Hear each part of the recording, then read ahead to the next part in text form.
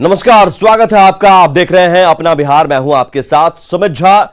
बड़ी खबर से बुलेटिन की शुरुआत करते हैं और बड़ी खबर यह कि बिहार में बढ़ते कोरोना संकट के बीच अभी लॉकडाउन लगने के आसार नहीं है। सीएम के साथ आज उच्च स्तरीय बैठक में अधिकारियों ने लॉकडाउन को लेकर हामी नहीं भरी है।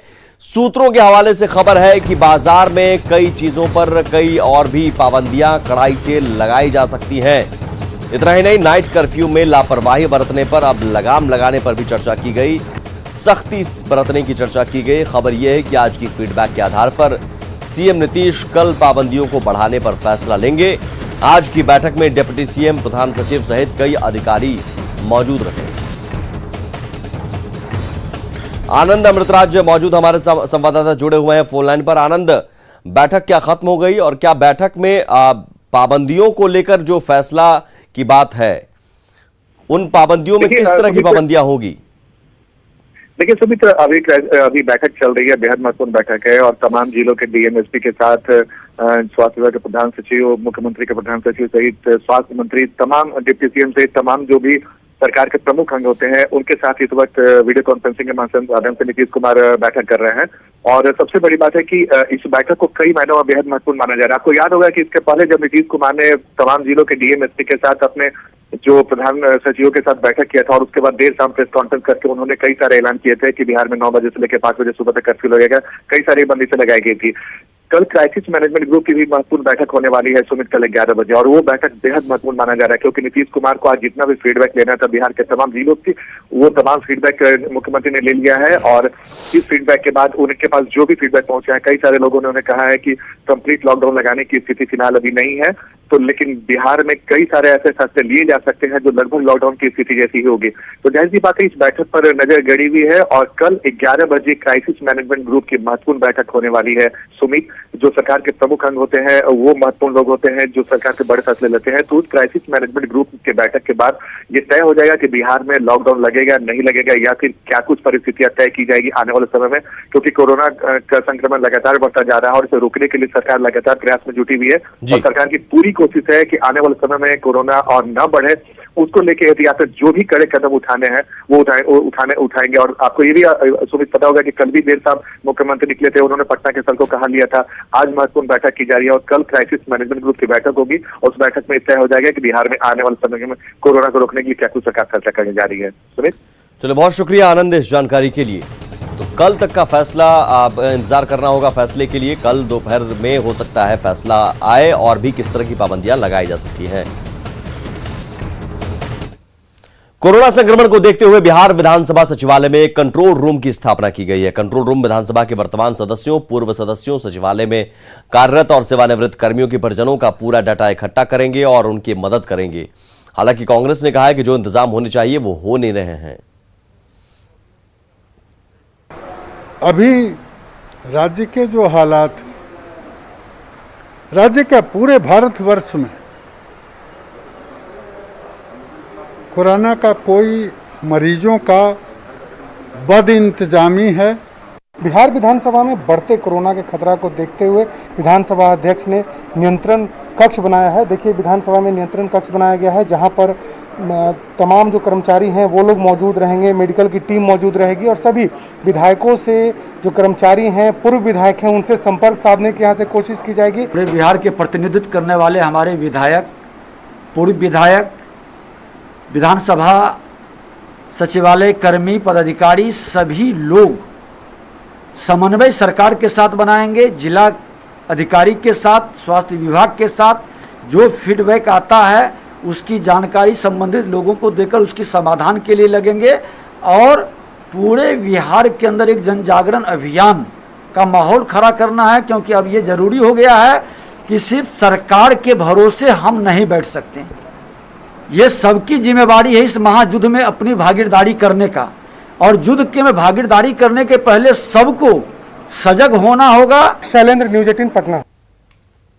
और कोरोना काल में कई लोग ऐसे हैं जो बिना किसी स्वार्थ की सेवा करने में लगे हैं। पटना सिटी में रहने वाले ऐसे ही 2 लोगों से आपको मिलवाते हैं जो लोगों को ऑक्सीजन की सप्लाई करते हैं। ऑक्सीजन बैंक के नाम से जाने जाते हैं। ऑक्सीजन बैंक का जायजा लिया हमारे सहयोगी संजय कुमार ने। कोरोना के संकट काल में ऑक्सीजन सिलेंडर संजीवनी के रूप में सामने आया है। आज एक ऑक्सीजन सिलेंडर के लिए लोगों की क्या स्थिति है, यह बात किसी से नहीं छिपी है। राजधानी पटना में कई ऐसे लोग हैं जो सेवा भावना से लोगों को ऑक्सीजन सिलेंडर उपलब्ध करा रहे हैं।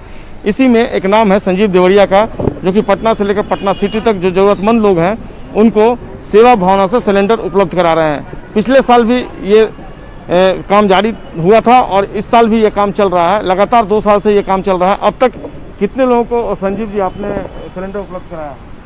हम लोगों ने अभी तक 750 से ऊपर लोगों को लाभान्वित किया है अपनी सेवा के माध्यम से, और हमारी कोशिश है कि हम लोग इस कार्य को अच्छे रूप से बढ़ाते रहे। इसी बात की ये दिक्कत हम लोग मतलब कि ये काम हम लोग करते आ रहे हैं। लोग तो काफ़ी संख्या में आते होंगे। लोग काफ़ी संख्या में हमारे यहाँ आ रहे हैं, पर सबसे बड़ी संकट हमारे साथ ये हो रही है कि जो व्यक्ति ऑक्सीजन सिलेंडर ले जा रहे हैं हमारे पास से, वो वापस नहीं कर रहे हैं।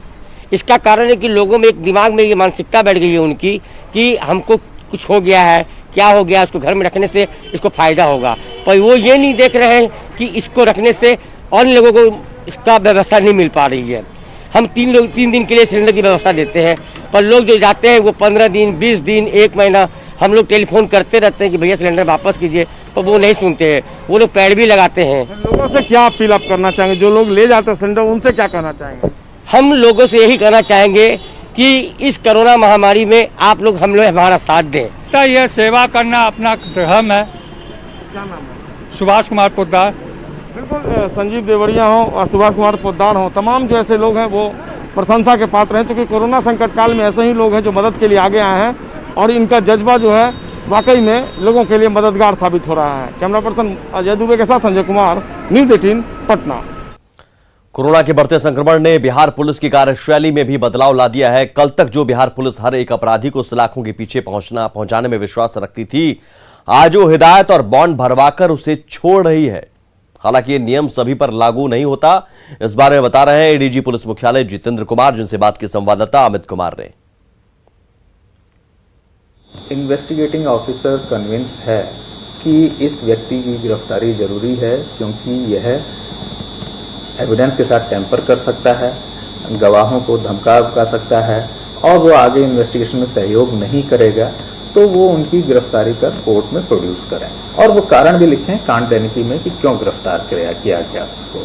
इसी तरह से ये भी है कि यदि इन्वेस्टिगेटिंग ऑफिसर कन्विंस है कि और उसको जो है रीजनेबल बिलीफ है कि जो अभियुक्त है वो आगे के इन्वेस्टिगेशन में सहयोग करेगा, जब भी बुलाया जाएगा वो इन्वेस्टिगेशन के लिए आएगा, नोटिस और बॉन्ड जो ऐसा कि आपने कहा कि वो कोर्ट में जो है हाजिर होगा जब भी बुलाया जाएगा, और न्यायालय में उपस्थिति अपनी देता रहेगा, तो वह उसको उस नोटिस और बॉन्ड दे करके भी गिरफ्तारी नहीं भी कर सकता है ये, और उसके कारण भी लिखेगा वो कांड देने की में।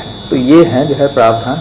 अब जैसे दूसरी चीज आपने कही कि जेलों में कैदियों की संख्या ज्यादा ना हो, तो उसके लिए गृह विभाग ने और जेल ने जो है बहुत सारी व्यवस्थाएं की हैं। कोविड मरीजों के लिए रेमडेसिविर इंजेक्शन के बिहार पहुंचने के बाद मरीज के परिजनों ने राहत की सांस ली है, तो अस्पताल प्रबंधन की भी परेशानी थोड़ी सी कम रही है। देर रात अहमदाबाद से पहली खेप पटना भेजी गई, जिसके बाद स्टॉकिस्ट और अस्पतालों को इंजेक्शन की आपूर्ति करा दी गई है। मरीज के परिजन और डॉक्टरों ने बताया कि आसानी से इंजेक्शन मिल रहा है। जायजा लिया हमारे संवाददाता रजनीश कुमार ने। पिछले 4 दिनों से बिहार में रेमडेसिविर इंजेक्शन का इंतजार हो रहा था, लेकिन आज इंतजार खत्म हुआ, क्योंकि देर रात इंजेक्शन की खेप पटना पहुंची है। उसके बाद आज से वितरण शुरू हो गया है।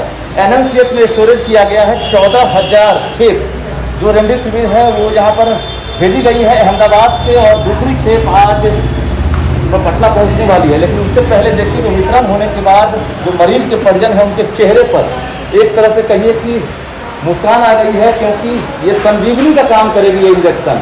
और अस्पताल में जो भर्ती मरीज हैं उन्हें इंजेक्शन नसीब नहीं हो रहा था। परिजन लगातार दवा दुकान से लेकर अस्पताल प्रबंधन और अधिकारियों के पास गुहार लगा रहे थे। तो निश्चित रूप से जो संकट है वो धीरे धीरे कम होता हुआ दिख रहा है।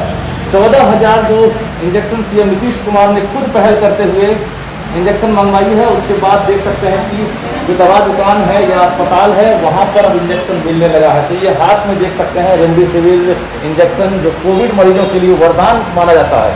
हम जरा बात करते हैं, हमारे साथ अस्पताल के प्रबंधक भी हैं, बात करते हैं। क्या कहेंगे सर, अभी इंतजार आप लोग कर रहे थे? हाँ, रेमडेसिविर आने से मरीजों में एक नई हम लोग का मौका है कि मरीज को एक नई दवा हम लोग यूज कर सके, जिसका इंतज़ार पटना में बहुत किल्लत हो गई थी इस दवा की, जिसके वजह से बहुत से मरीजों की जान जा रही थी।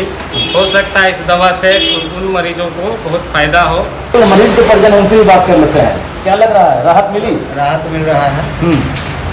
डॉक्टर विनोद कुमार के पास आए हैं, तो हमको राहत मिला है। दवा से उनको कहाँ ढूंढ रही है इंजेक्शन? ये बहुत जगह पूरा पटना में घूमे तो बहुत जगह तो ओवर दाम बताता है, मिला नहीं। इसके चलते हम सर के पास आए तो हमको मिला। मरीज को सुई पड़ेगी अब? हाँ, मिल पड़ेगी। सरकार की पहल के बाद पहली खेप बिहार पहुंच गई है।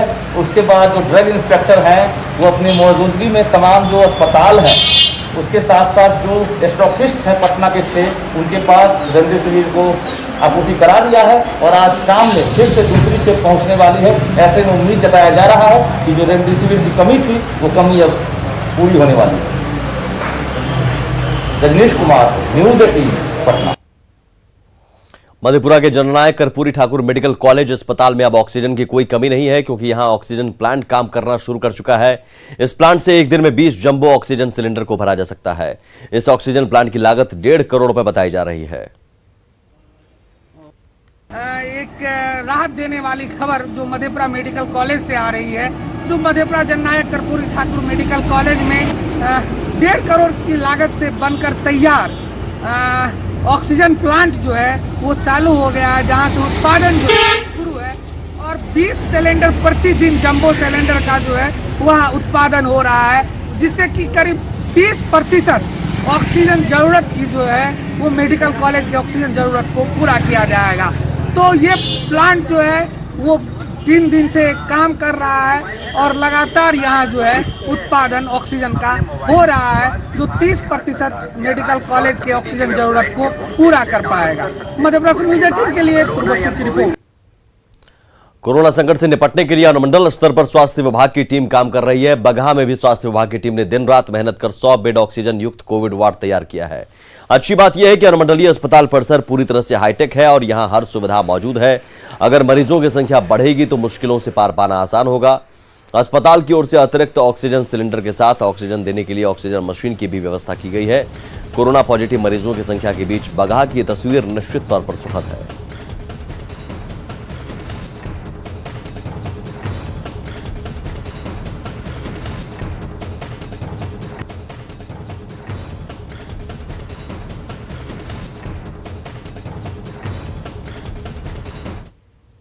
लगातार बढ़ रहे कोरोना के मरीजों को देखते हुए प्रशासन ने कमर कस ली है। हम अभी पहुंचे हैं बगहा अनुमंडलीय स्थित कोविड वार्ड में। आप देख सकते हैं पर्याप्त मात्रा में प्रशासन की ओर से ऑक्सीजन की व्यवस्था की गई है, ताकि किसी भी परिस्थिति से निपटने के लिए प्रशासन की टीम मौजूद है। और आप आगे हम दिखाने की कोशिश करते हैं कि यहाँ पे 100 वार्ड का स्पेशल कोविड वार्ड बनाया गया है, जिसको पूरी तरह से 100 वार्ड लगाया गया है। हर वार्ड में हर बेड के साथ ऑक्सीजन सिलेंडर से लेकर तमाम सुविधाओं का ध्यान रखा गया है कि आपातकाल में जैसे ही कोविड की स्थिति बढ़ती है और जैसे ही मरीजों की संख्या बढ़ रही है, इस स्थिति में स्वास्थ्य विभाग यहाँ निपटने में कामयाब होगा। हमारे साथ बगहा अनुमंडलीय अस्पताल के डीएस हैं, उनसे जानने की कोशिश करते हैं प्रशासन किस तरह की व्यवस्था आगे कर रहा है। कैसी व्यवस्था देख रहे हैं सर? यहाँ पर अनुमंडल अस्पताल में अनुमंडल स्तर के लिए DCSC का निर्माण किया गया है, जो कि 100 बेड का है। सभी पे ऑक्सीजन की व्यवस्था हमने किया है। यहाँ पे बेहतर व्यवस्था करने के लिए सारा मेरा टीम तैयार है और किसी भी तरह की स्थिति को निपटने के लिए हम यहाँ पर ऑक्सीजन की व्यवस्था, खाने पीने और रहने, उसके बाद उसकी सुरक्षा, यह सारी चीज़ की व्यवस्था हमने यहाँ पर किया है। और यहाँ पर 100% एट ए टाइम हम भर्ती कर सकते हैं, जिसको कि हम ऑक्सीजन की सुविधा और लगातार ऑक्सीजन की किल्लत की खबर बिहार से आ रही है, तो आपके यहाँ क्या स्थिति है? मेरे यहाँ अभी 100 बेड के लिए ऑक्सीजन पर्याप्त मात्रा में है। ये थे बगहा अनुमंडलीय अस्पताल के उपाधीक्षक डॉक्टर केवीएन सिंह। और देख सकते हैं, हम दिखाने की कोशिश करेंगे, हर बेड के साथ अलग ऑक्सीजन का सिलेंडर है और पर्याप्त मात्रा में सिलेंडर को रखा गया है कि अगर कोरोना के मरीजों की संख्या एकाएक बढ़ती है तो प्रशासन इससे निपटने में कैसे सफल होगा। अब देखना होगा कि जो प्रशासन की तैयारी है और लगातार स्वास्थ्य विभाग का दावा है, आने वाले दिनों में किस तरह सुविधा दे पाता है। मुन्ना राज, न्यूज 18, बगहा। आरा सदर अस्पताल में मरीज की मौत के बाद परिजनों ने हंगामा किया है। इमरजेंसी वार्ड में मरीज की मौत हुई थी, जिसके बाद परिजन उग्र हो गए और ऑन ड्यूटी डॉक्टर पर पानी स्टैंड से हमला कर दिया। डॉक्टर के मुताबिक परिजनों ने पिटाई भी की, अपशब्द भी कहे। तोड़फोड़ और हंगामे के बाद इमरजेंसी और ओपीडी सेवा बाधित हुई है, जिससे गंभीर बीमारी से जूझ रहे मरीजों की परेशानी बढ़ गई है। लेकिन सवाल है कि अभी मौजूदा हालात में डॉक्टरों को इस तरह से क्यों अपमानित किया जा रहा है, क्योंकि डॉक्टर ही अभी सहारा है, डॉक्टर ही इलाज कर सकते हैं। सीरियस पेशेंट था, है ना, उसको गैस्ट्रिन में था, उसको सांस की बहुत ज़रूरत थी। उसको हमने सारा ट्रीटमेंट, प्राइवेट ट्रीटमेंट किया, ऑक्सीजन दिया और बाकी सब दवाई दिया गया। उसके बाद भी उसमें कोई सुधार नहीं हुआ और उससे पहले भी उसको लैट्रिन नहीं होना, पेशाब नहीं होना, पहले से उसको शिकायत था, है ना। उसको समझाया गया, बुझाया गया, बहुत कुछ किया गया। उसके बाद भी पेशेंट जो है ठीक होने के बाद जो है वो मारपीट करना, गाली गलौज करना, ये सब बहुत सारे किया। नौगछिया के झंडापुर ओपी पुलिस हिरासत में एक शख्स की मौत हो गई। विभूति कुमार उर्फ मनीष कुमार गौरीपुर के रहने वाले थे और पुलिस ने उन्हें गाड़ी लूट की साजिश में शामिल होने के आरोप में गिरफ्तार किया था। उसे पुलिस के मुताबिक हाजत में उसने सोमवार रात फांसी लगाकर जान दे दी, लेकिन परिजनों ने पुलिस पर पिटाई का आरोप लगाते हुए हत्या का आरोप लगाया है। मृतक के शरीर पर जख्म के निशान भी मिले हैं, जो पुलिस को सवालों के कटघरे में खड़ा करती है। सवाल यह भी कि गिरफ्तारी के 4 दिनों तक हाजत में ही क्यों रखा गया। इसको फंसा दिया चोरी केस में कि गाड़ी स्कॉर्पियो तुम ही चुरा कर बेचे हो, और दरोगा साहब ने जब इसको पकड़ा तो दरोगा साहब को कोई घूस दे दिया होगा सर, और इसको मार दिया सर। देख लीजिए, आपके सामने ही है सर। 22 या 23 का घटना है ये सर। और ध्रुवगंज से बाराती गया था मरवा सर, और मैं भाई से जब मिलने के लिए जाता था तो वो मना कर देता था कि नहीं मिलने देंगे। कौन? दरोगा साहब, नाम है हरि किशोर दरोगा, झंडापुर ओपी का वहीं रहता है वो। पूछताछ किया, पूछताछ करने में ड्राइवर फिर कन्फेस किया कि नहीं, कोई अपराधी गाड़ी लेके नहीं दे गया था, मैं ही लोभ में आ गया था। 2 अपराधी उसी के गांव के थे और 3 अपराधी खरीद के थे। ये सभी आपस में प्लानिंग करके इन्हें 50,000 रुपये का लोभ भी दिया ड्राइवर को। और अब बात आरा के उस बैंक लूट की, जिसमें अपराधी ने अपने ही गोली से एक अपराधी को जख्मी कर दिया। हालांकि इस दौरान लुटेरे 50,000 रुपए लेकर जरूर फरार हो गए। खौफ और फायरिंग की तस्वीर देखिए इस खास रिपोर्ट में।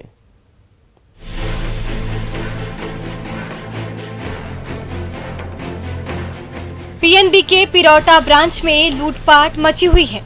चेहरे पर गमछा बांधे 5 लुटेरे बैंक के अंदर घुसते हैं। एक एक करके 3 लुटेरे कैश काउंटर की ओर लपकते हैं, तो चौथा और 5वां लुटेरा गेट की पहरेदारी कर रहा होता है। 5 लुटेरे अपनी अपनी पोजीशन पर होते हैं। तभी ये देखिए, ये कर्मचारी बाहर भागने की फिराक में होता है, तो ये लुटेरा बंदूक दिखाकर उसे डराता है। गेट से फरार होने की कोशिश कर रहे ये ग्राहक भी तमंचा देखकर पीछे हो जाते हैं। हर तरफ अफरा तफरी मची रहती है। तभी लुटेरों की गोली इस लुटेरे को लगती है और वो औंधे मुंह जमीन पर गिर पड़ता है, तो बाकी के लुटेरे बाहर गेट की ओर भागने लगते हैं। निकल के भागने लगे। भागने के क्रम में एक आदमी को गोली लग गया, उन्हीं के साथी से अपना को लोग देखे कि अब पकड़ा जाएंगे, इसके बाद अपने में ही व्यक्ति हो गया, डिस्टर्ब हो गए लोग और गोली लगा अपने आदमी को और बाकी लोग भाग गए। बैंक के अंदर दिन दहाड़े लूटपाट मची हुई है। खौफ और दहशत के बीच एक एक पल गुजरता जा रहा है। तभी अपनी ही गोली खाकर एक लुटेरा जमीन पर जा गिरता है, तो बाकी के लुटेरे घबरा जाते हैं और जो भी हाथ लगा उसे लेकर गेट से निकलने लगते हैं। थोड़ी देर बाद भोजपुर पुलिस पहुंचती है और घायल लुटेरे को अस्पताल में भर्ती कराती है। 50,000 रुपया था, वही वो ले पाए। इसी बीच गोली लग गई तो एक अपराधी घायल हो गया है, जो गंभीर अवस्था में हॉस्पिटल गया है। तो उससे पहचान हो जाएगी तो पूरे गिरोह की भी पहचान आ जाएगी। आरा के बैंक में दिन दहाड़े हो रही लूटपाट की ये तस्वीरें बैंक के अंदर लगे सीसीटीवी कैमरे में कैद हो गई। जो कोई भी ये तस्वीरें देख रहा है, बैंक लुटेरों की हरकत देखकर दंग रह जा रहा है। तो भोजपुर पुलिस उन अपराधियों की धरपकड़ में जुटी हुई है। अभिनय प्रकाश, न्यूज़ 18 आरा। और इसी के साथ अपना बिहार में इतना ही। आगे देखिए जोहार झारखंड। नमस्कार।